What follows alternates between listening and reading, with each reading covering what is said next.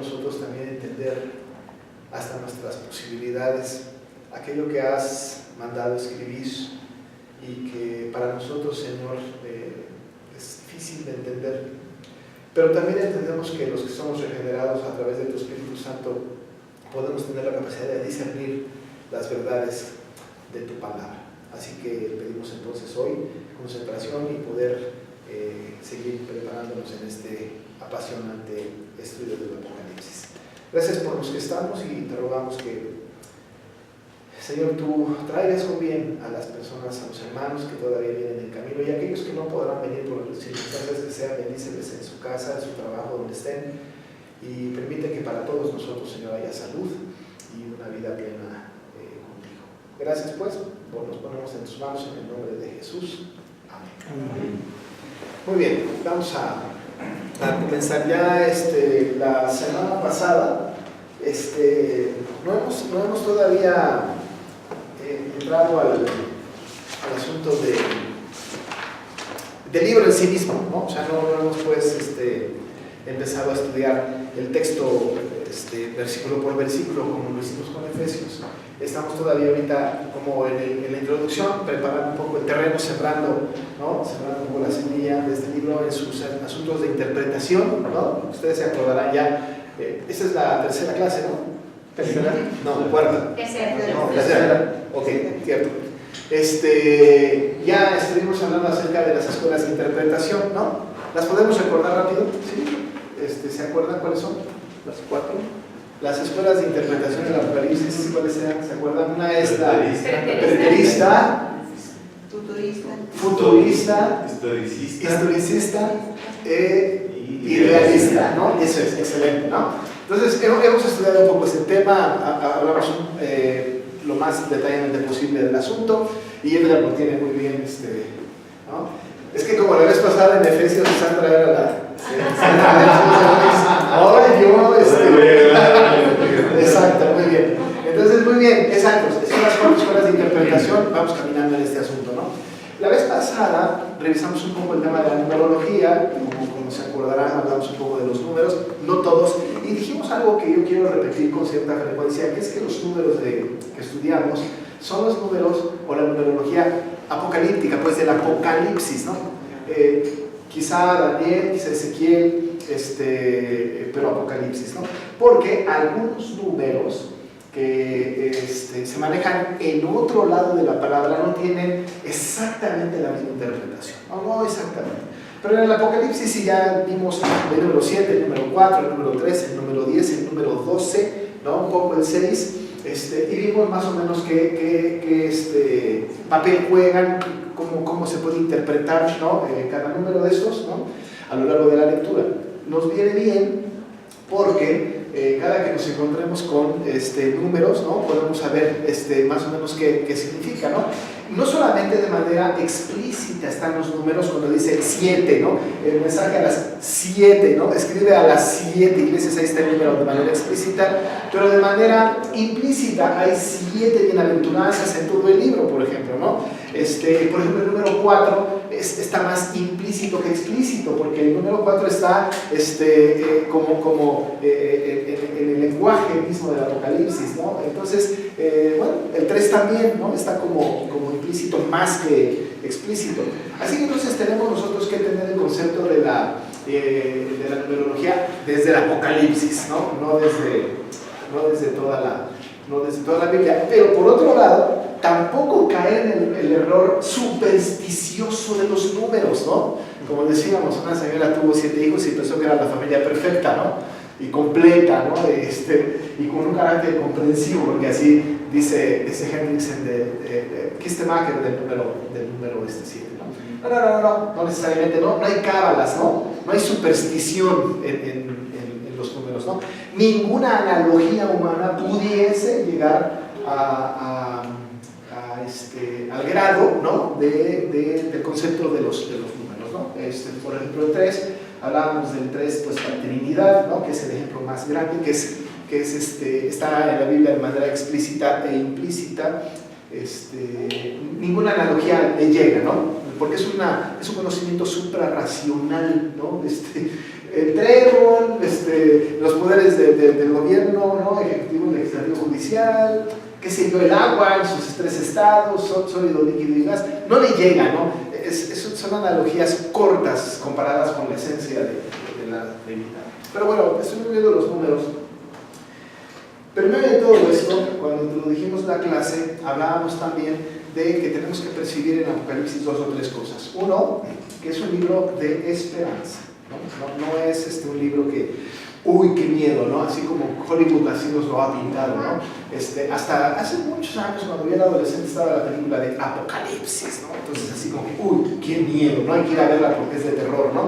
Como que de repente nos han puesto esta idea en la cabeza. No hay otra cosa más que la lectura de Apocalipsis y el estudio de Apocalipsis es así como que esperanzador, ¿no?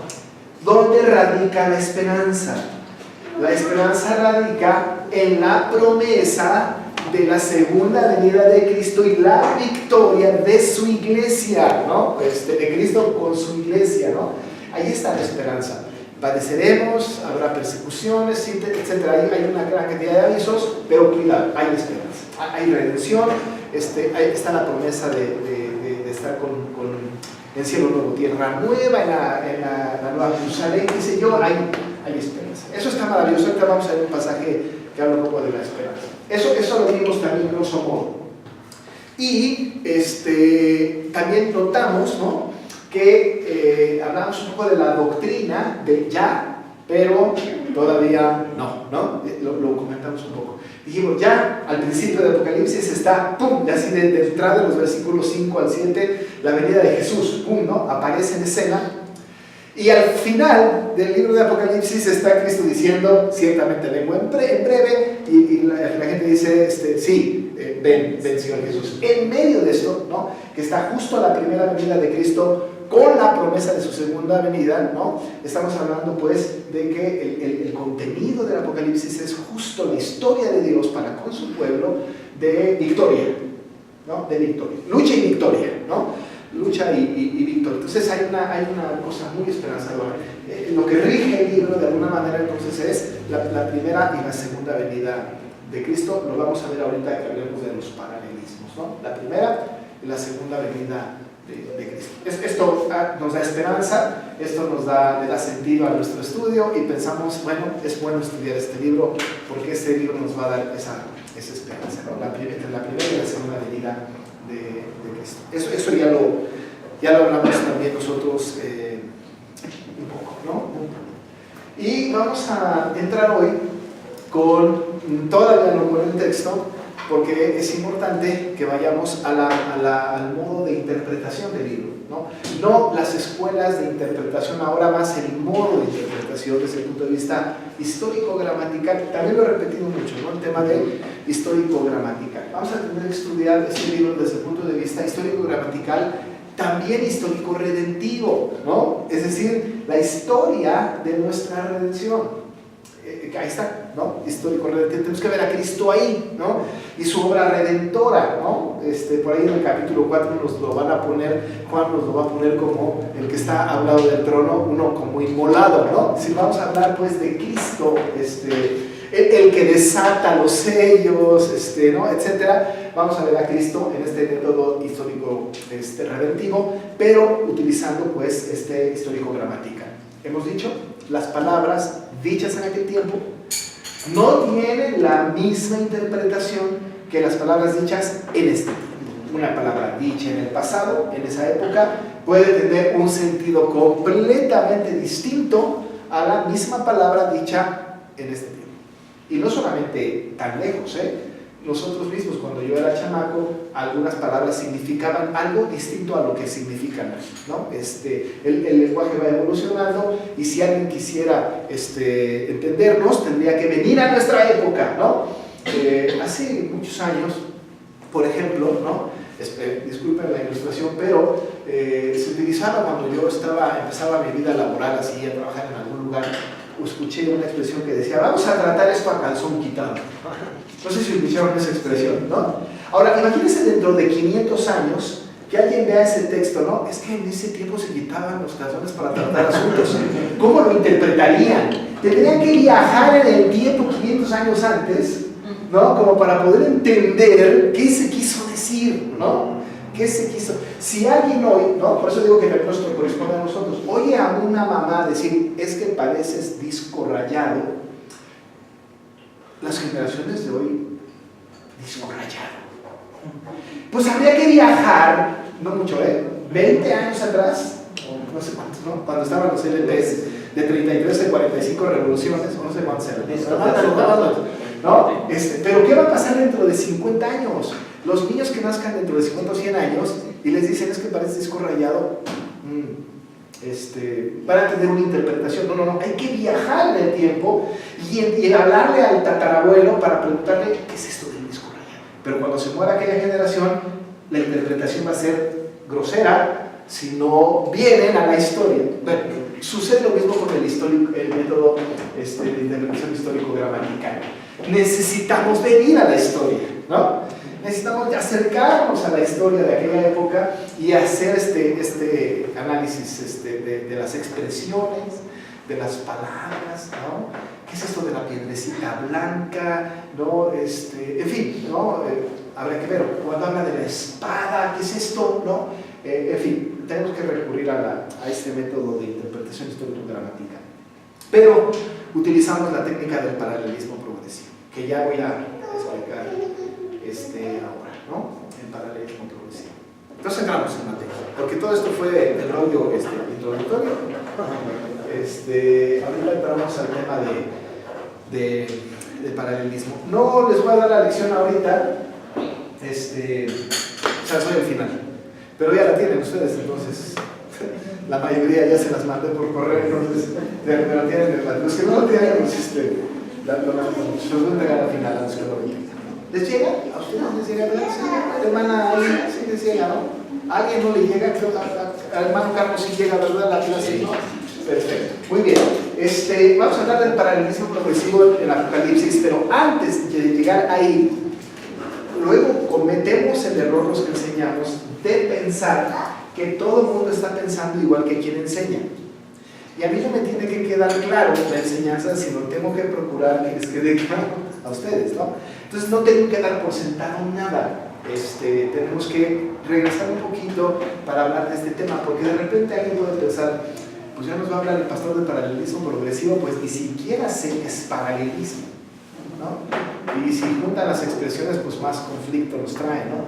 Así que vamos a partir pues de la definición de paralelismo progresivo, primero paralelismo y luego progresivo.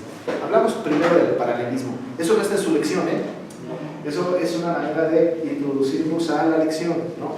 Pero tenemos que hablar un poco del paralelismo. No dando por sentado que todos tenemos el mismo conocimiento o unificar criterios en cuanto a este tema, ¿no? Del paralelismo.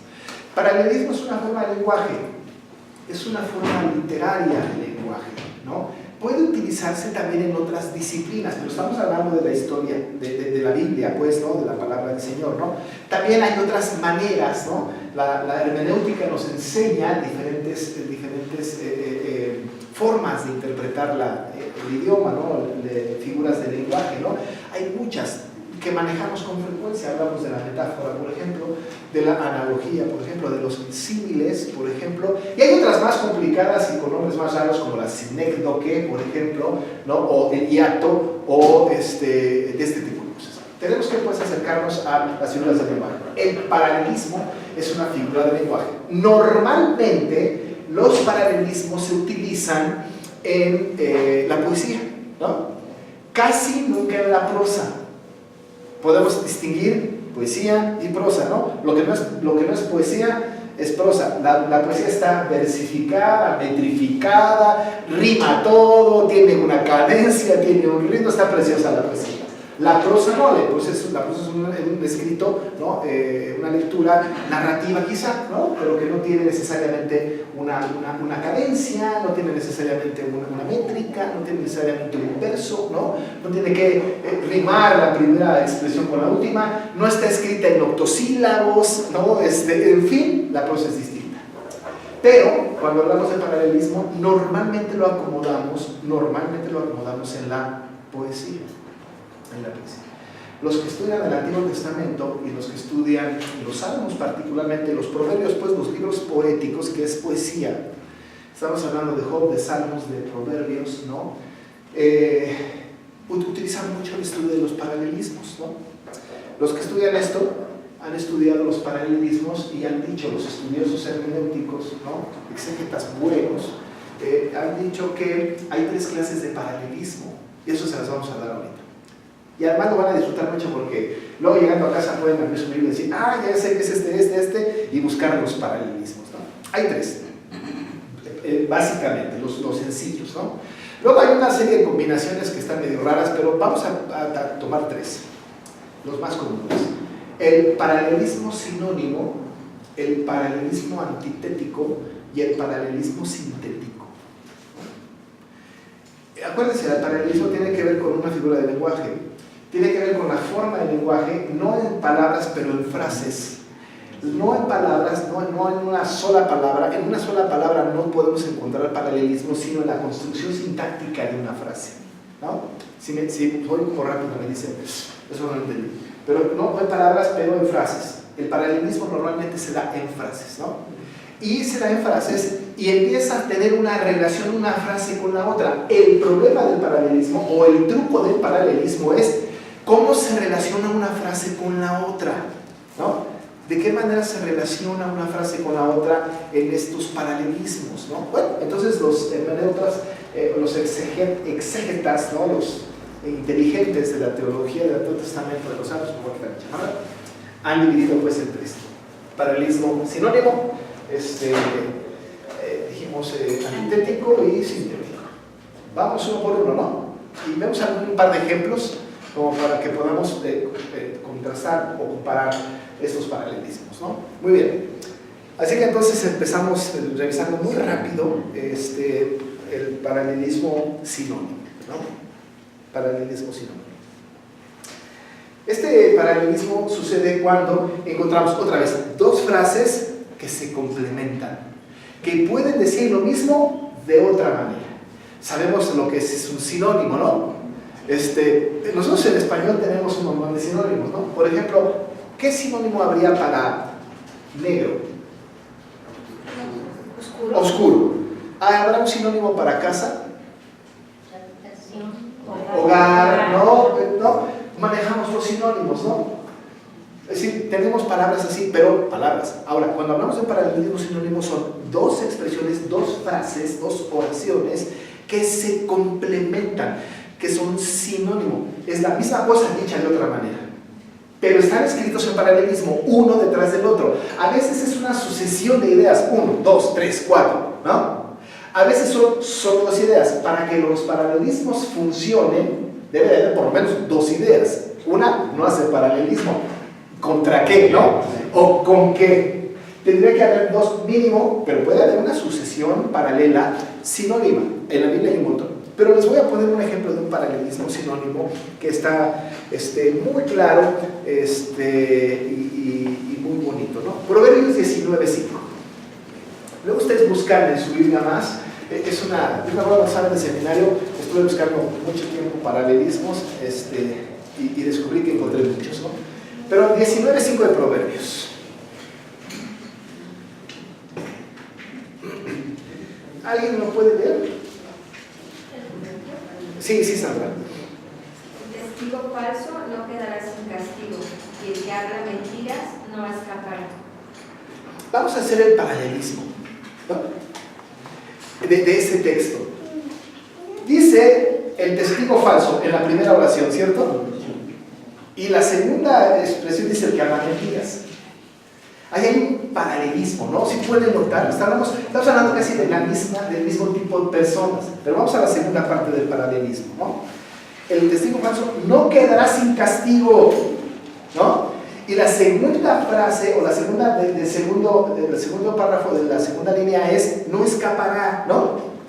¿Se nota el paralelismo sinónimo? Estamos hablando de 2 ideas que se complementan, que dicen lo mismo de otra manera, ¿no? El testigo falso no quedará sin castigo, me queda claro. El que habla mentiras no escapará, está diciendo lo mismo. Solo que de una manera poética, ¿no? La poesía tiene esta virtud, ¿no? El libro de Proverbios es un libro de aforismos que tiene una gran cantidad de paralelismos. Yo me atrevería a decir que todo es un paralelismo en el libro de Proverbios. Hay de los 3 tipos en Proverbios. Pero ahí tenemos un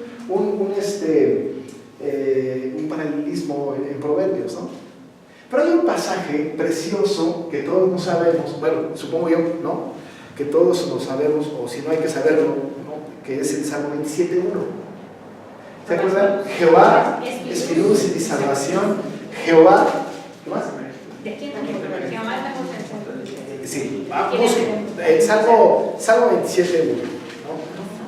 Este es otro paralelismo sinónimo, no tan claro como el proverbio, pero es un paralelismo claro. Dice dos ideas iguales, ¿no? Que se complementan sinónimamente. Dice el Salmo 27:1, Jehová es mi luz y mi salvación, ¿de quién temeré? Jehová es la fortaleza de mi vida, ¿de quién he de atemorizarme? ¿De quién temeré y de quién he de atemorizarme? Estamos hablando de lo mismo. Dicho de otra manera, ¿no? Estamos frente a un paralelismo sinónimo. No tenemos tiempo de entrar en más detalles, pero cuando hay paralelismos, hay un tipo, una manera de interpretarlo. Lo que significa es que uno da fuerza al otro, en el sinónimo se complementan, ¿no? Y entonces la manera de interpretar un salmo es a través de los paralelismos, y cuando uno estudia a fondo este asunto es muy enriquecedor. En el idioma hebreo hay armonía, hay verso, en el español no tanto, ¿no? Se pierde, pues, ¿no? La versificación, la rima, ¿no? Se pierde, pero en el idioma hebreo, que es muy poético, ¿no?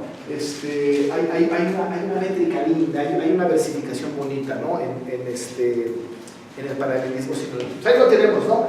Paralelismo sinónimo, 2 ideas que se complementan. Hemos visto ya Proverbios 19:5 y el Salmo 27:1. Ahora, si el paralelismo sinónimo son 2 ideas que se complementan, el antitético son 2 ideas que se contrastan, que van uno y el otro es otra cosa, o completamente diferente, pero se complementan en el sentido del paralelismo. Para que podamos nosotros entender el antitético, bueno, pues vamos a ver los ejemplos, ¿no? Noten ustedes que el paralelismo antitético, tengo aquí mis notas, ¿no? Sucede cuando las 2 partes se encuentran en contraste, ¿no? El sinónimo se complementa, el antitético se contrasta, ¿no? Y pueden decir lo mismo, pero de forma negativa, ¿no? Vamos a ver un paralelismo antitético. Proverbios 10:4.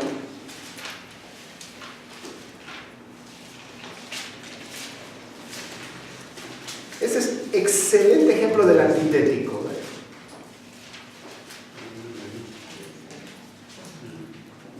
¿Quién nos hace favor de leer? Las manos ociosas conducen a la pobreza, las manos hábiles atraen riquezas. Sí, muy bien. ¿Qué versión es? La... ¿Reina Valera? No. No, se nota en su versión también la antítesis del paralelismo. Vamos a buscarlo también en alguna versión de Valera 60. A ver, la mano negligente empobrece, mas la mano de los diligentes enriquece. No sé si está tan claro, hermana, en este texto, en la versión, no me acuerdo por haberlo escuchado, ¿no? Está la antítesis entre negligente y diligente. ¿Sí lo notan? Sí. Entre negligente y diligente. Ambas cosas dicen lo mismo, pero se contrastan. Dice el paralelismo. La mano negligente empobrece, más la mano de los diligentes enriquece. Ahora, muy sencillo para interpretar. Si la mano del negligente empobrece, lo contrario empobrece. ¿Cierto? Y lo dice, más la mano del diligente enriquece, ¿no? Es decir, la mano del negligente empobrece, más la mano del diligente enriquece. Estamos hablando de lo mismo, nada más que están contrastados. Negligente versus diligente, ¿no? Ahí hay un paralelismo. Empobrece versus enriquece. Y además, empobrece versus enriquece. Ahí hay una antítesis, ¿no? Esta expresión que está en una misma línea, en un mismo pensamiento, 2 frases en un mismo pensamiento, le llamamos paralelismo antitético. 2 ideas que se contrastan, ¿no? Está como muy claro el paralelismo antitético. Pero vamos al más complicado, porque el sinónimo está realmente fácil, ¿no? El sinónimo es una belleza, el sinónimo, el antitético está, ¿no? Fácil, está claro, pero vamos al sintético, el paralelismo sintético, ¿no? El paralelismo sintético es la sucesión de ideas que dicen lo mismo, pero que van ascendiendo. O descendiendo, ¿no? Es un paralelismo sintético, es el que cada frase, cada palabra añade información a la inmediata anterior y al final del paralelismo enriquece toda la frase. ¿Sí me explico? Va añadiendo información y al final de la frase enriquece. 6 cosas aborrece Jehová y aún 7 abominan su alma. Los ojos altivos, la lengua mentirosa, las manos derramadoras de sangre inocente y el corazón que pensamientos inicuos, los pies presurosos para correr al mal, el testigo falso que habla mentiras y el que siembra discordia entre hermanos. Un paralelismo sintético. Va añadiendo 1, 2, 3, 4, 5, 6, ¡pum! 7. Y tenemos la idea completa. Son 6 cosas que aborrece Jehová. Proverbios 6, del 16 al 19. Paralelismo sintético, ¿no? 16 al 19. Pero hay uno más fácil. Bueno, no fácil, digamos, pero muy claro también, ¿no? Mateo 7:7.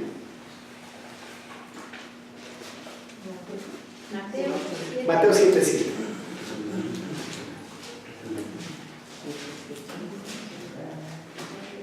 Y consta que este paralelismo sintético está ocurriendo en los evangelios, ¿no? O sea, sintético. ¿Cuál? Mateo 7:7. Parece, pero no. Va añadiendo información hasta el final. ¿Qué dice 7:7 de Mateo? Pedid y se os dará, buscar y hallaréis, llamar y se os abrirá. Añade una, otra y remata, ¿no? Toda la información es absolutamente necesaria para el conocimiento que se quiere enseñar ahí y es un paralelismo sintético que va añadiendo. Ahora, una característica del paralelismo sintético es la progresión. Va progresando, ¿no? De Proverbios 19. Proverbios 6, 19 16 al 19 va en progresión. 6 cosas aborrece Jehová, ya no 7 abomina su alma y pum, empieza la progresión. Y cada frase es como añade más y la hace más fuerte la expresión, ¿no? Hay una progresión. Cuando hablamos del Logos Salutis del apóstol Pablo a los romanos, cada expresión, ¿no?, añade información. Esta expresión ¿Qué es el Logos Salutis? El orden de la salvación. El orden de la salvación. A ver, buscarlo. Romanos 8. Vamos a buscar Romanos 8 para que notemos cómo hay una progresión en el orden de la salvación, ¿no? A ver qué dice. 29, porque antes, Romanos 8, 29, porque a los que antes conoció, también los predestinó para que fuesen hechos conformes a la imagen de su Hijo, para que Él sea el primogénito entre muchos hermanos. Y a los que predestinó, a estos también llamó. Y a los que llamó, a estos también justificó. Y a los que justificó, a estos también glorificó. Este es un paralelismo sintético. Va añadiendo una expresión hasta que complementa y termina con lo más grande, ¿no? Glorificó. Un paralelismo sintético. Hay progresión en el paralelismo. Son absolutamente necesarias cada frase para la idea completa. No se pudiese dividir, ¿no? No pudiésemos extraer solamente la primera expresión dejando las otras. El paralelismo sintético progresivo, por cierto, requiere todas las ideas. Pero esto es en frases cortas como las que hemos visto, ¿no? Frases sencillas, cortas como las que hemos visto. Mateo 7:7, Proverbios 6, Romanos 8, del sintético son ideas cortitas, ¿no? Hay progresión, pero ¿habrá una progresión en un libro completo? ¿Habrá un paralelismo sintético progresivo en una lectura de 22 capítulos?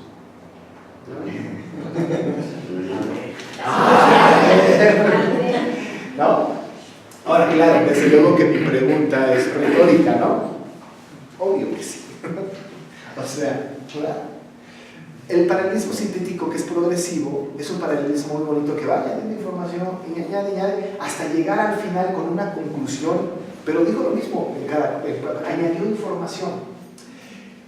El libro de Apocalipsis, ¿no? Para que podamos entrar a este asunto del concepto del paralelismo, está escrito como un paralelismo progresivo. Ya no le decimos sintético porque no es una frase, sino es todo el libro, ¿no? Es todo el libro, ¿no? Es progresivo. ¿Dónde notamos nosotros la progresión? No la notamos en frases, ¿no? No la notamos en frases sucesivas una detrás de la otra, pero lo que se puede encontrar en el libro de Apocalipsis es 7 secciones, por cierto 7, ¿no? Que es el número de la perfección, pues, ¿no? De la contemplación, el número perfecto, se encuentran 7 progresiones. Algunos están en contra de esta idea, ¿no? De las 7 progresiones. No quieren ver al Apocalipsis desde un punto de vista progresivo, ¿no? En este paralelismo progresivo. Pero si hemos dicho que el paralelismo sintético, que es progresivo, va empezando con una expresión y va añadiendo información y la va complementando y la va complementando y la va complementando y la va complementando, que hasta que al final tengamos todo el panorama completo, el Apocalipsis resulta de la misma manera. Tenemos la primera sección, la segunda hasta la 7ª sección, y que va añadiendo y teniendo un paralelismo poco a poco, de tal manera que lleguemos a una conclusión absoluta que resume todo el texto y que hace que sea complementario. Si nosotros estudiamos Apocalipsis solamente una partecita, estamos perdiéndonos toda la verdad absoluta. Si interpretamos nosotros, ¿no? Si interpretamos nosotros una parte de Apocalipsis de manera irresponsable, ¿no? Sin considerar el resto del libro y el paralelismo de esta parte en las 7 secciones, estamos cometiendo un error de interpretación. Quizá por esto, ¿no? Quizá por esto haya aquellos que estudian el Apocalipsis y hacen de la profecía de Apocalipsis profecías, ¿no? Que tienen que ver con eventos y que los trasladan los eventos de aquella época con cosas concretas de nuestra época. No, Hitler fue la bestia, el Papa es la bestia, Nueva York es la gran ramera, qué sé yo, y entonces empieza a haber una serie de interpretaciones de esta naturaleza porque pierde la esencia del contenido completo del libro en su estilo de paralelismo progresivo. Dice Sproul, que es un teólogo que me gusta mucho, ¿no? Dice que para entender los primeros 3 capítulos, no, para entender del capítulo 4 hasta el 22, es absolutamente necesario el capítulo 1 al 3. No se puede entender el capítulo 4 en adelante sin el capítulo 1, 2 y 3. ¿Cómo identifica o se identifica Jesús en el capítulo 1? Maravillosamente, maravillosamente. ¿Cómo pudiésemos nosotros entender al que está sentado en el trono y el inmolado que está a su lado sin haber entendido la descripción de Jesús mismo en el capítulo 1? ¿No? ¿Cómo? De tal manera entonces que necesitamos, ¿no? Cada sección en sus secciones específicas, ¿no? Para entender la plenitud. Si hablamos, por ejemplo, de los últimos tiempos, que es emocionante hablar de los últimos tiempos, ¿no? ¿Qué va a pasar? Eso es la escatología general, ¿no? Es decir, cuando venga Cristo, ¿qué va a suceder, no? Y cuando hablamos pues de los últimos tiempos, tenemos que leer a fuerza la sección de cada paralelismo, de cada sección de los últimos tiempos. Hay alguna persona que estaba ahí en internet, ¿no? Que estudió, por ejemplo, la ira de Dios. Y tomó la última parte de cada sección de las 7 del paralelismo e hizo un complemento de la ira de Dios. Y eso fue un estudio maravilloso, ¿no? ¿Por qué? Porque se complementó en el paralelismo progresivo. Hay 7 secciones de paralelismo progresivo que vamos a revisar ahorita, ¿no? Las vamos a revisar. Esto que voy a presentarles aquí no lo tienen en su material, lo lamento mucho. Lo que voy a decir está en el material. Estas secciones que voy a poner aquí están en su material, nada más que aquí está esquematizado. Ustedes lo van a tener, lo tienen ahí ¿no? No sé cómo se hace esto, no pasa nada. Yo les puedo enseñar el paralelismo, pero alguien que me enseñe ahí está. Paralelismo, muy bien. Hemos hablado, ¿no? De ¿por qué no? Es que ya sé por qué. Hablamos de que Apocalipsis empieza con la primera venida de Cristo, ¿no? Habla de nuestra salvación. Miren, quiero que noten, y luego termina con la segunda venida. Quiero que noten en el capítulo 1, versos 5 a 6 y 7, cómo se percibe el panorama completo. Desde la venida de Cristo y la salvación de nuestros pecados hasta su segunda venida, ¿no? Porque estamos hablando de este tipo de paralelismos. Estamos hablando de la primera venida de Cristo hasta su segunda venida, ¿no? Tenemos el panorama completo. El capítulo 1, versos 5 a 7, a ver si podemos percibir cómo desde el principio Juan nos da la orientación de esta historia redentiva. Acuérdense que el método es histórico redentivo, ¿no? Dice desde el 4, para no perder la idea, ¿no? Juan, a las 7 iglesias que están en Asia, gracia y paz a vosotros, el que es y que era y el que ha de venir. Ya de entrada nos habla, ¿no? de los tiempos, ¿no? Y de los 7 espíritus que están delante de su trono. Y de Jesucristo, ahí mente ya Jesús, el testigo fiel, el primogénito de los muertos y el soberano de los reyes de la tierra, y dice, al que nos amó y nos lavó de nuestros pecados con su sangre. La redención, ¿no? Él vino y murió en la cruz. Esa fue su primera venida, ¿cierto? Porque Jesús no muere en la cruz en la segunda venida, ¿están de acuerdo? Obvio, ¿no? Muere en la primera venida. Cuando se habla de la muerte de Jesús, estamos hablando de la primera. La segunda ya viene él ya resucitado, glorificado, transformado, ¿no? Muy bien. Y nos hizo reyes y sacerdotes para Dios, su Padre. A él sea la gloria e imperio por los siglos de los siglos. Amén. Y termina el 7.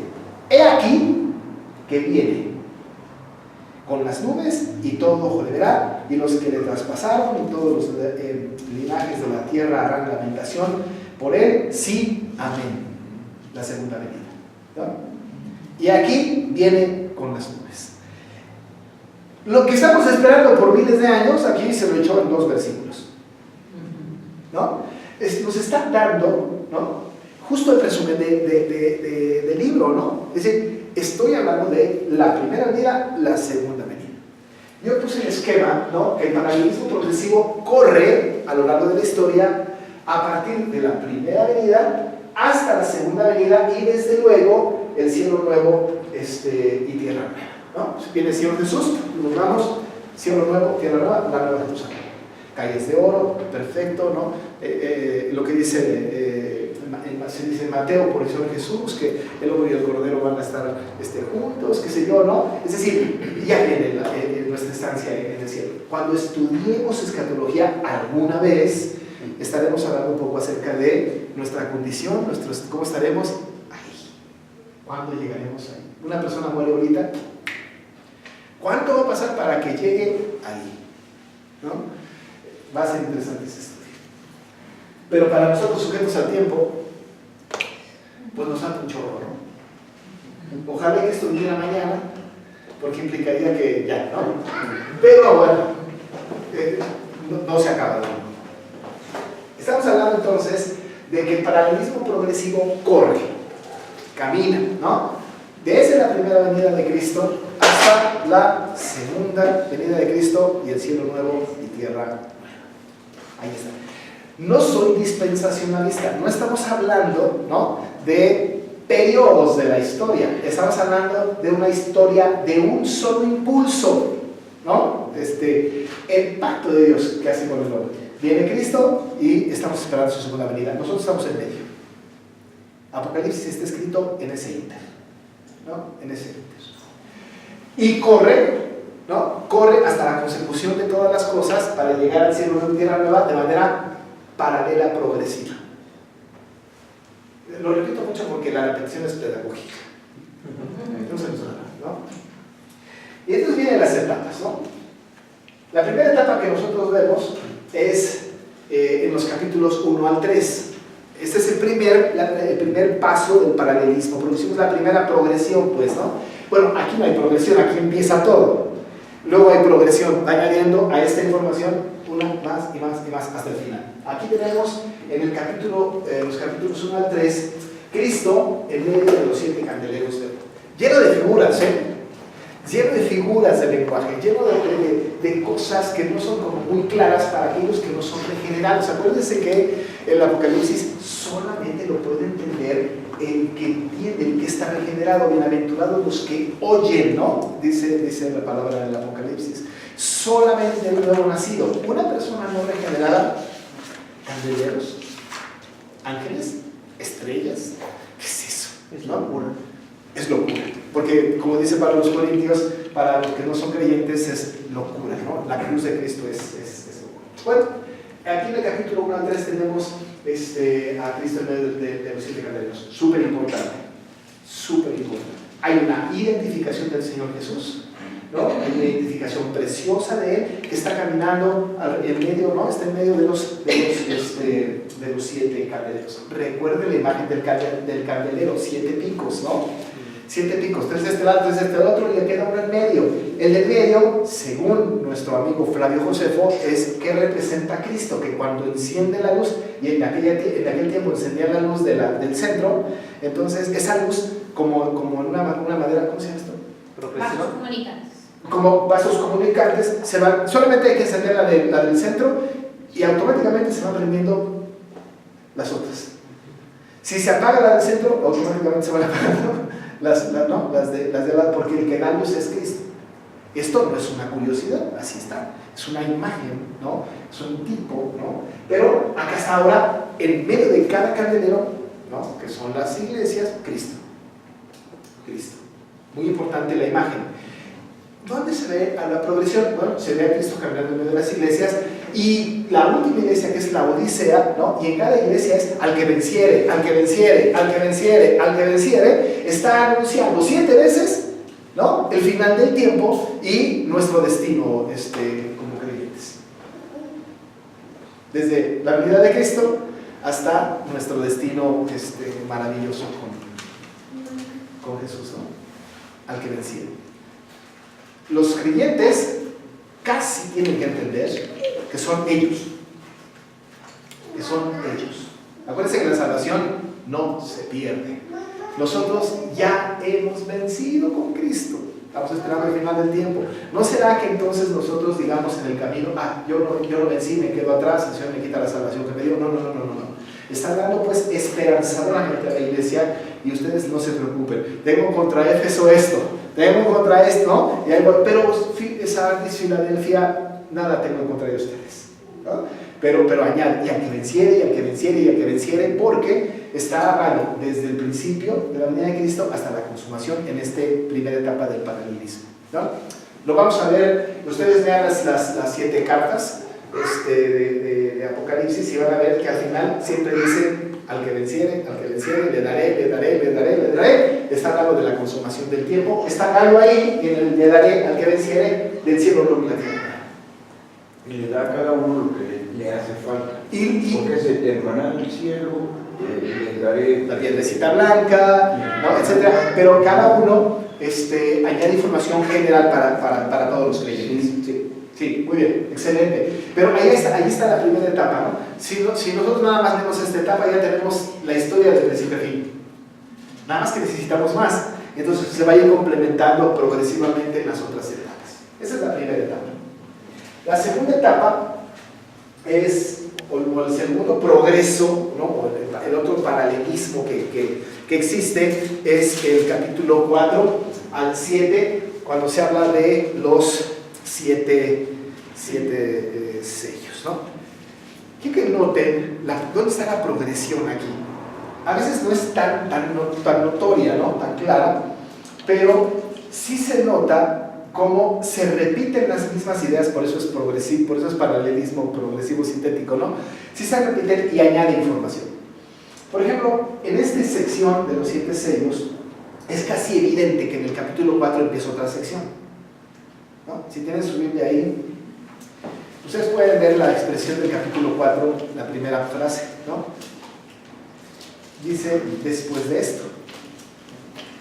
Ya casi nos dio la pauta, ¿no? Ya, después de esto. ¿Después de qué? Pues después del capítulo 4. Después de esto es después de la lectura a las 7 iglesias. Después de esto. Pero sigue adelante en esta sucesión de ideas y miren cómo anuncia la presencia de Cristo al principio. Versículos 5 y 6 del capítulo 5. Capítulo 5. Versículos 5 y 6 dice: y uno de los ancianos me dijo, no llores. Porque estaba diciendo, ¿quién va a desatar los sellos? No hay ninguno digno. Dice el 6:5, no llores, he aquí que el león de la tribu de Judá, la raíz de David, ha vencido para abrir, libre y desatar sus 7 sellos. Y miré y vi que en medio del trono y de los 4 seres vivientes y en medio de los ancianos estaba en pie un cordero como inmolado que tenía 7 cuernos y 7 ojos, los cuales son los 7 espíritus de Dios enviados por toda la tierra. Añade información a la venida de Cristo, ¿verdad? Pero luego, ¿no? Viene el final. Otra vez en esta progresión, capítulo 6, versos 16 y 17. Vamos a ir recorriendo la Biblia. Capítulo 6, versos 16 y 17, que todavía estamos en esta progresión. Dice, ahí vemos el final. Y decían a los montes y a las peñas, caed sobre nosotros y escondednos del rostro de aquel que está sentado sobre el trono y de la ira del Cordero, porque el gran día de su ira ha llegado. ¿Y quién podrá sostenerse en pie? El final del tiempo. El final del tiempo. Otra vez estamos hablando de la progresión. Nada más termino con esto, hermano. Pero miren nada más qué esperanza, con qué palabras esperanzadoras termina el capítulo 7. ¿Se acuerdan que con los iglesias es al que venciere le daré? Miren cómo termina esta progresión en el 7. Capítulo 7, versos 16 y 17. Ya no tendrán hambre ni sed, y el sol no caerá sobre ellos ni calor alguno, porque el Cordero que está en medio del trono los pastoreará y los guiará a las fuentes de aguas de vida, y Dios enjugará toda lágrima de los ojos de ellos. Cielo nuevo, tierra nueva. Y ahí cierra la segunda sección del segundo paralelismo. ¿Lo perciben? Sí, hermana, claro. Cuando dice en la parte anterior que leímos que se escondían, decían a los montes y peñas, caer sobre nosotros y escondernos del rostro de aquel que está sentado sobre el trono y de la ira del Cordero. Sí. Eso es como esperando un juicio. Claro. ¿no? Sí, por supuesto. Y negativo, porque bueno, estoy perdida en el juicio, ¿no? Sí. Es justo esta parte, la segunda venida, ¿no? Digamos que esa sección está en la segunda venida, porque en la segunda venida vendrá el Señor como juez justo, ¿no? La ira de Dios se va a manifestar. Nada más hay que echarle un ojo a Malaquías, ¿no? Les voy a leer un texto de Malaquías que vale la pena muchísimo leer para tener el panorama completo de ese día, ¿no? Déjenme ver si lo mando rápido, porque miren nada más. Se los voy a leer Malaquías 3, para lo que dice mi hermana Elia. Qué cosa, en la segunda venida, hablando del tiempo que viene Jesús, ¿no? Dice el capítulo 3 de Malaquías: he aquí yo envío mi mensajero, el cual preparará el camino delante de mí, y vendrá súbitamente a su templo el Señor, a quien vosotros buscáis, y el ángel del pacto, a quien deseáis vosotros. He aquí viene, ha dicho Jehová de los ejércitos. ¿Y quién podrá soportar el tiempo de su venida? ¿O quién podrá estar en pie cuando Él se manifieste? Porque Él es como fuego purificador y como jabón de lavadores. Y se sentará para afinar y limpiar la plata, porque limpiará a los hijos de Leví, los afinará como oro y como plata, y traerá a Jehová ofrenda, dice, en justicia, ¿no? ¿Quién lo soportará? ¿No? Está fuerte, ¿no? Es decir, sí, en la venida de Cristo habrá un juicio, pero para nosotros, ¿no? Ese es es la esperanza que nos dice Apocalipsis, ¿no? Para nosotros, según lo que leímos en el capítulo 7, donde termina este paralelismo, ¿no? Es precioso, ¿no? Con eso nos quedamos nosotros, ¿no? Y no tendrán hambre ni sed, y el sol no caerá más sobre ellos, ni calor alguno, porque el Cordero que está en medio del trono los pastoreará y los guiará fuentes de aguas de vida, y Dios se jugará toda la lágrima de sus ojos. La esperanza. Por eso decimos, hay que verlo con ojos de esperanza. Hermano Carlos, iba a decir algo. Si quisiera regresarme un poquito más Sí. en relación a lo que estábamos leyendo en el capítulo 6 del Apocalipsis 5. Aquí yo podría encontrar en un momento dado un ejemplo de paralelismo sintético, en el sentido de decir, el cordero como inmolado, algo muy tranquilo, ¿verdad? Que tenía 7 cuernos y 7 ojos. Aquí los cuernos significan fuerza, los ojos el conocimiento que tiene el Señor.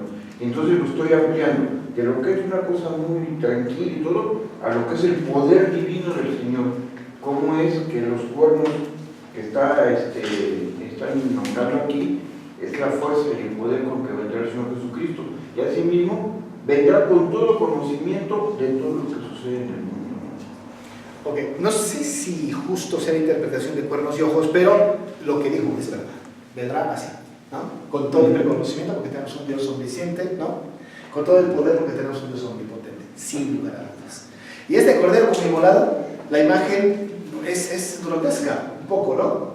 Porque inmolado es sangrante, ¿no?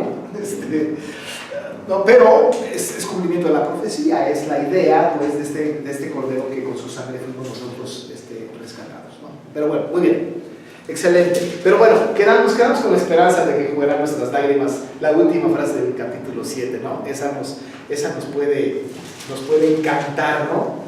Pero esa es la segunda progresión. Vamos a la tercera.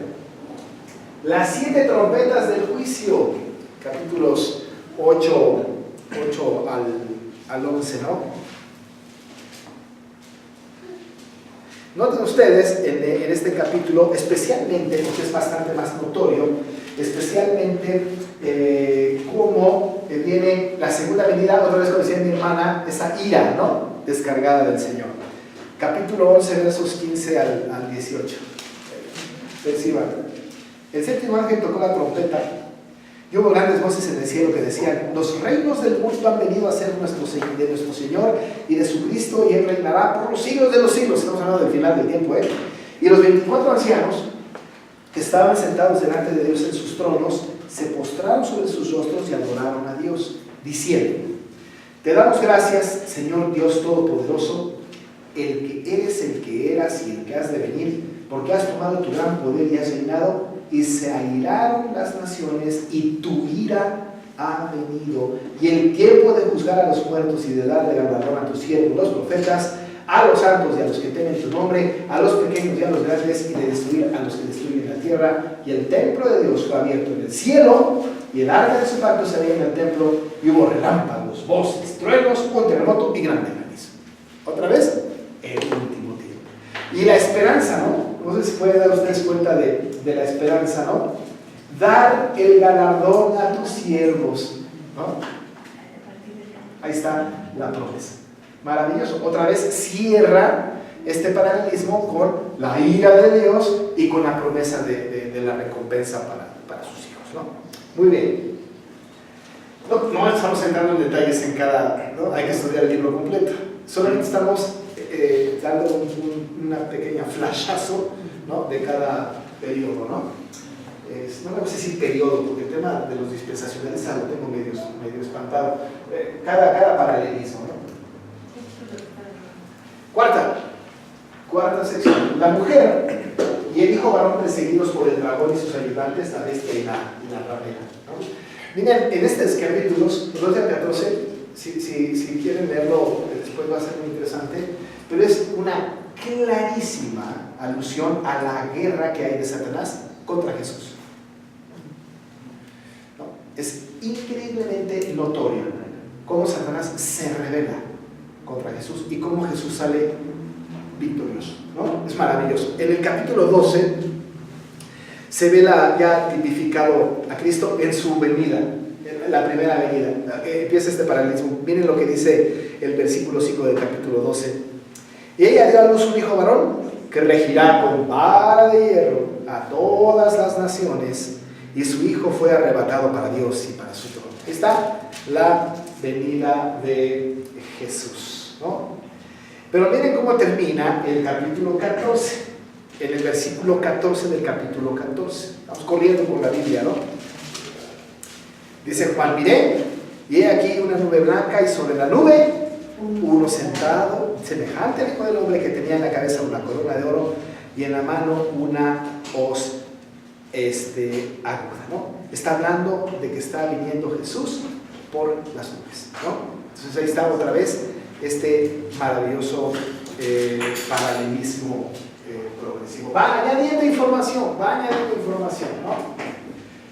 O sea, Sí. como que es repetición Sí. de la primera venida Sí. y la segunda venida. Y luego juicio. otra vez. Ajá, sí. Que la segunda venida implica la ira de Dios, y luego la esperanza de que nos premiará, de que estaremos, enjugará nuestras lágrimas, que es justo el tiempo del cielo nuevo y la tierra. Es maravilloso. Por eso los creyentes que la leían decían: no le importa que nos estén persiguiendo ese Domiciano latoso, ¿no?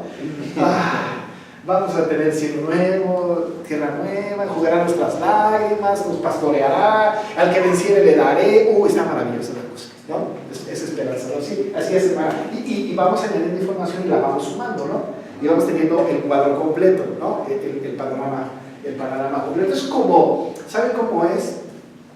¿Se acuerdan que una vez, no sé si aquí en clase o en una predicación, hablé acerca de la revelación progresiva, ¿no? Si no se acuerdan, se la recuerdo muy rápido. Va añadiendo información, Por ejemplo, para entender lo progresivo, ¿no?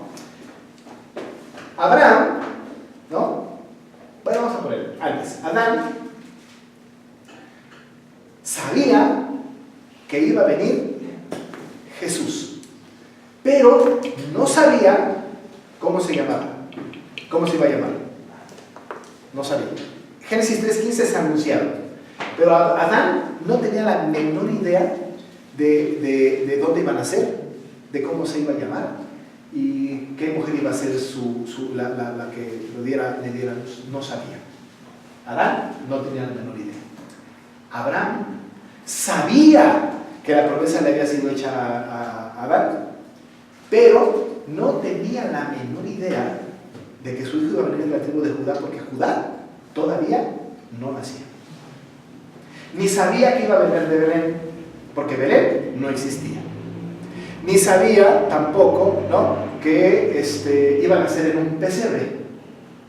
Ni la menor idea. Abraham no sabía, pero Abraham añadió información, ¿no?, a lo que ya había con Adán. Cuando pasa el tiempo, Judá, ¿no?, el nieto de Abraham, le da un nuevo esbozo a la progresión. Judá sí sabía que su padre había recibido, su abuelo había recibido la promesa y su padre también. Sí sabía que Adán había recibido el primer anunciamiento de la venida del Mesías, sí que lo sabía. Pero Judá no sabía que iba a venir de la familia de David. No sabía, porque David todavía no existía. Ni sabía que a ellos les iba a decir Dios por su culpa. Pero bueno, ya añadió información a la progresión, y luego viene David, ¿no? Y David, ¿no?, sabe que Adán le fue anunciado, que iba a ser el que iba anunciado el linaje de la simiente de Abraham, sabía que iba a ser de la tribu de Judá, pero él no sabía todavía otras cosas como cómo se iba a llamar o dónde iban a ser. Posiblemente sí, porque David era de Belén, ¿no? Pero a partir de David sabemos que Jesús va a ser llamado el Hijo de David. Luego viene Isaías. Isaías añade información a la progresión. ¿Y qué información añade a la progresión? Porque Isaías da el retrato hablado. ¿No es cierto? Varón de dolores, experimentado en quebranto, y va a dar un retrato hablado maravilloso, y va a decir: aquí la Virgen concebirá y dará a luz un hijo. Ya sabemos que es una Virgen. Y llamará su nombre Emmanuel, que quiere decir Dios con nosotros. Ya sabemos cómo se va a llamar. Pero David no lo sabía, Judá no lo sabía, Abraham no lo sabía, Adán no lo sabía. Pero le añade información Isaías. Miqueas, ¿no?, añade otra información. Viene de Belén. Y tú, Belén, ¿no?, por ser las más pequeñas, ¿no?, de ti saldrá, ¿no? Y entonces ahora, por Miqueas sabemos que van a ser en Belén. Remata la progresión maravillosa, la revolución progresiva, termina en Jesús, remata cuando Juan dice: he aquí el Cordero de Dios que quita el pecado del mundo. Ya está. Y tienen el retrato al lado. Fueron añadiendo información hasta que tuvieron el concepto completo. ¿Qué pasa en Apocalipsis? Como dice mi hermana, se va añadiendo información. Se va añadiendo información. Se va añadiendo información hasta que tenemos en la lectura de todo el Apocalipsis el retrato completo. Por eso no debemos estudiar Apocalipsis solamente una parte. Tenemos que estudiarlo en plenitud. Y por supuesto, toda la Biblia, porque hay muchas referencias bíblicas, ¿no? Bueno, pero esa es la progresión maravillosa a partir de lo que decía mi hermano, ¿no? Bueno, 1, 2, 3, 4, 5. La quinta sección son las 7 copas de la ira de Dios. Están en los capítulos 15, 16 y 17. Y 16. Y para los que no les gusta pensar que Dios tiene ira, hay que leer esos capítulos, ¿no? ¿Se aira Dios? Leamos 15 y 16 de Apocalipsis, que si se aira. Hemos visto cómo la ira de Dios se descarga. ¿Saben por qué no se descarga sobre nosotros? Cuando nosotros nos vayamos a la presencia del Señor, vamos a suponer que Jesús viene ahorita. Ojalá no, pero si viniera, descargaría su ira. No, como ojalá no, hermano. No, claro. Me reí de lo que dijo usted. Ya, sí. Ojalá sí. Ojalá venga. Yo sí estoy preparado, no sé usted, hermano. Yo sí. Que venga. Si viniera, ¿qué tal? Maranata, hermano. Sí, ¿qué tal que Cristo viene ahorita? Viene con juicio, ¿no? Eso dice la Biblia. Y descarga su ira. No la descarga sobre nosotros. ¿Felices cómo nos va a encontrar? ¿Felices o escondiéndonos? Exacto. Bueno, nos encontrará regenerados, que eso ya, ¿no? Estemos como estemos, donde estemos, nos encuentra salvados, ¿no? Pero no va a descargar su ira sobre nosotros. ¿Por qué? Hay una doctrina maravillosa que es la propiciación. Y la propiciación tiene que ver con que Dios descargó su ira sobre su Hijo y su Hijo fue propiciatorio para nosotros. La doctrina de la propiciación es tan hermosa porque significa que Dios descargó la ira que nosotros merecíamos en su Hijo y lo hizo propiciación a nosotros. Y no vamos nosotros a padecer su ira porque Cristo nos es propicio. Porque sobre mí no, ya descargaste tu ira sobre tu Hijo, ¿no? En la cruz, tremenda ira. Y por ese sufrimiento en la cruz, por la ira de Dios derramada sobre Jesús en la cruz, nosotros no sufriremos. Y entonces la Biblia habla justo, y Apocalipsis más, ¿no? El que venciere y jugará nuestras lágrimas. No dice si te lo mereces, si te lo ganaste, dice ya está. La ira de Dios no se descargará sobre nosotros porque Cristo fue propiciatorio, fue propiciación para nosotros. Propicio, ¿no? Maravillosa cosa. No habrá ira descargada para nosotros, no se preocupen. Ahora, iremos al cielo, las obras serán pasadas por fuego, y bueno, las dos sus obras son de madera, de heno y de hojarasca, y las de mi hermano Carlos y las mías de oro, plata, piedras preciosas. Y seremos, pero estaremos con él. Esa es la esperanza y la bendición que tenemos. Es la bendición que tenemos. Bueno, hay que leer la ira de Dios en los capítulos 15 y 16, ¿no? La sexta sección es la caída de la gran ramera y la bestia. Esto es maravilloso. Sí, hermano. Una cosita, hermano. Ahí me confundí un poquito, ¿le están leyendo? Sí, que ahorita. No. En la lección, creo que igual y el problema, la ira de Cristo, dice. Sí, bueno, claro, por supuesto, porque el que viene es Cristo, ¿no? Es ahí una cuestión trinitaria ya. Sí, todo es trinitario. Sí, no podemos departamentalizar la Trinidad, ¿no? La Trinidad actúa siempre en conjunto. no se puede, ¿no?, dividir, ¿no? Para fines didácticos, y esto hablamos de que Dios escoge, de que el Espíritu Santo convence y de que el Hijo muere y salva, pero es operativa la Trinidad en la elección, es operativa en el convencimiento al pecador y es operativa en la salvación y en la redención, sin duda, sin duda. Entonces, claro, ¿por qué dice la ira de Cristo? Porque pues Él es el que viene, ¿no? Es el que va ¿no? Dice que sale una espada de su boca, ¿no? Y no es necesariamente una espada, ¿no?, sino la palabra, porque la palabra siempre significa, la espada siempre significa palabra. Pero sí, gracias por esa aclaración. Sí, no, es igual. La caída de la gran ramera y de la bestia, ¿por qué puse las bestias? De la bestia, ¿no? Capítulos 17, 19, bueno. Arriba también dice las bestias y la ramera. Sí, son bestias arriba también. La mujer y el hijo varón presente. En el 4. Voy a revisar eso. Pero bueno, aquí en la lección, hermano, sí, viendo un poco esto, habla de las diferentes bestias, dice ahí, pues el gol, que saldrán del agua, ¿sí? O sea que se está refiriendo a varias bestias. Ahí habla de eso en plural. Sí. Porque ya hace una aportación de decir, el dragón es Satanás. Sí, la serpiente antigua, sí. Ahí, bueno, es cierto, es verdad. No, esa es una cosa, en lugar de ser así terrible, es precioso, ¿no? Porque cae la gran ramera, ¿no? Se acaba. El Señor vencedor, pues, ¿no? El vencedor es maravilloso, ¿no? Y remata el paralelismo con el juicio sobre el dragón, que es Satanás, ¿no? Lo que decía mi hermano Carlos ahorita, ¿no? Es Satanás. Y después el cielo nuevo y la tierra nueva, la nueva Jerusalén. Al finalizar, ¿no?, del tiempo. ¿Dónde vamos a vivir, hermanos, al final del tiempo? En la nueva Jerusalén. Calles de oro, ¿no? La Jerusalén nueva ahí, y vamos a andar. Por eso hay que estudiar luego escatología, porque ¿y qué vamos a estar haciendo tanto tiempo ahí? Eternamente. ¿Saben qué vamos a estar haciendo de día y de noche?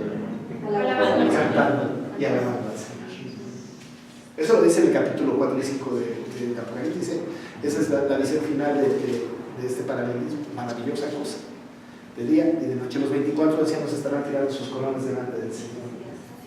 Son imágenes preciosas que le dan al creyente una maravillosa, y termina con una esperanza. Y el libro de Apocalipsis termina diciendo: ciertamente vengo en breve.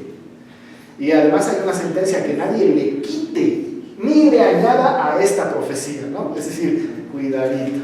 Y hoy día hay un montón de atrevidos que le quitan y le meten, ¿no?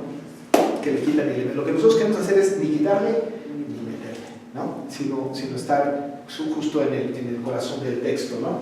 Entonces, hermanos, este es el paralelismo progresivo. Empieza, insisto, con la primera venida de Cristo, termina con la segunda venida de Cristo y la nueva Jerusalén. Aquí es la venida del Señor, aquí es la ira descargada en la segunda venida, viene con toda su fuerza a pelear contra la bestia, etc. Y termina con la esperanza del que venciere, le daré la corona de vida que tengo reservada para todos aquí, ¿no? Entonces, wow, es una cosa maravillosa. Cuando pasan estas cosas, dicen: bueno, ojalá ya se acabara todo, ¿no? Porque lo que está anunciado está precioso, está alentador, ya lo quiero, ¿no? Más cuando padecemos aquí, ¿no? Nos acaba el padecimiento, ¿no? Ya que venga Cristo. Yo siempre que oro en el púlpito digo: Señor, ven ya, ¿no? Digo, el Señor no cumple caprichos, pero creo yo que una responsabilidad del creyente es estar pidiendo por la venida de Cristo. Ven, Señor Jesús, ¿no? Él dijo, ¿no? Ciertamente vengo en breve. Y el pueblo decía: sí, ven, Señor Jesús, ¿no? Así termina el Apocalipsis y empieza nuestra historia. Y nuestra historia no es otra cosa que un retrato, un reflejo de toda la historia de la humanidad reflejada en el Apocalipsis. No encontremos en cada acontecimiento la imagen: esta es la ramera, esta es la no sé qué, esta es la bestia, ¿no? Esta es la, ¿no? Ya se quemaron las Torres Gemelas, es la Babilonia que está agarrada ahí. No pongamos, ¿no? Porque cada etapa ha tenido algo. cada etapa. No lo pongamos, ¿no? Acuérdense que fue escrito para aquellos con repercusiones para nosotros, no para nosotros con repercusiones para ellos, ¿no? Fue escrito para ellos con repercusiones para nosotros. Nosotros luego creemos que fue escrito para nosotros con repercusiones para ellos, y eso es completamente equivocado en el estilo de interpretación del libro, ¿no? Muy bien, pues ya nos echamos 1:30. Ya aguantamos mucho. Pero no lo tienen ustedes en el material, pero escrito todo completo. Si alguien quiere que yo le mande esto por correo, o lo imprimo, lo que pasa es que lo tengo en una presentación así que para ir uno por uno, así. El PowerPoint, exacto. Yo iba a proponer que si lo mandan y nada más ya no lo mandan. Eso lo puedes convertir. Sí, exacto. Eso lo puedes convertir a JPG y lo puedes mandar como foto. Sí, pero se los puedo mandar en PowerPoint porque pueden ustedes tenerlo así, cosita por cosita, ¿no? Así como lo presenté yo, línea por línea, está bonito así, ¿no? Y se puede guardar en una USB. ¿Qué, mi hermano? Guardarlo en una USB, yo quiero uno para ti. Ah, sí. Yo se los mando en el correo que tengo, no es pesado, es una sola lámina, es esto nada más. Es solo esto, se lo mando por correo, y ya lo tienen ustedes, ¿no?